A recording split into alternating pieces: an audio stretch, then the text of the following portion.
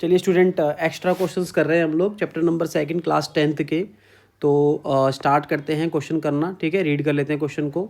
If alpha and beta are the zeros of the quadratic polynomial. ठीक है, तो आपको एक क्वाड्रेटिक पोलिनोमियल दे रखी है 4x² - 5x - 1।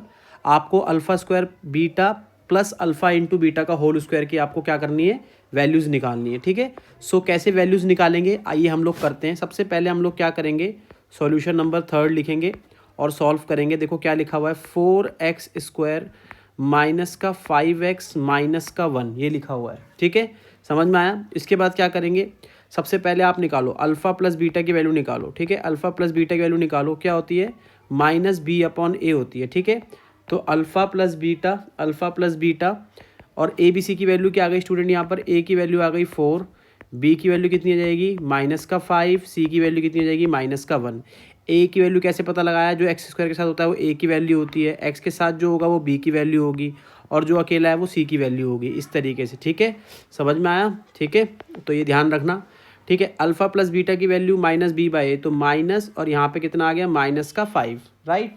ए की वैल्यू कितनी हो गई आपके पास 4, तो ये कितना हो गया alpha plus beta equal to कितना आ गया प्यारे बच्चों, 5 कितना आ गया 4, राइट। 5 कितना आ गया 4। ठीक है, इसी तरीके से अल्फ़ा इंटू बीटा क्या होता है आपका, c/a होता है।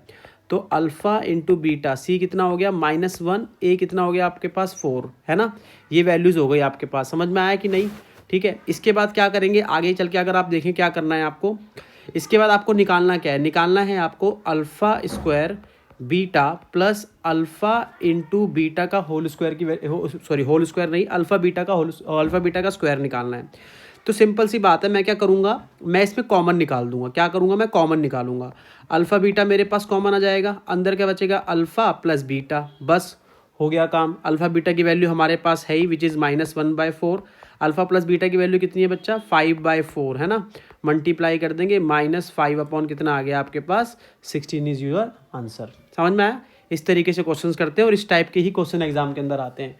एनसीईआरटी से क्वेश्चंस नहीं आते, स्टैंडर्ड वालों के लिए, बेसिक वालों के लिए आ सकते हैं, बट इन स्टैंडर्ड वालों को ये क्वेश्चंस करना जरूरी है। ठीक है, तो जब भी आप ये सीरीज़ देखेंगे, मेरी प्लेलिस्ट बना दूंगा मैं इसकी, आप पूरी प्लेलिस्ट को देखें और क्वेश्चन करके रखें, क्योंकि यही एग्जाम के अंदर इस टाइप के क्वेश्चन ज़्यादातर आते हैं। ठीक है, थैंक यू।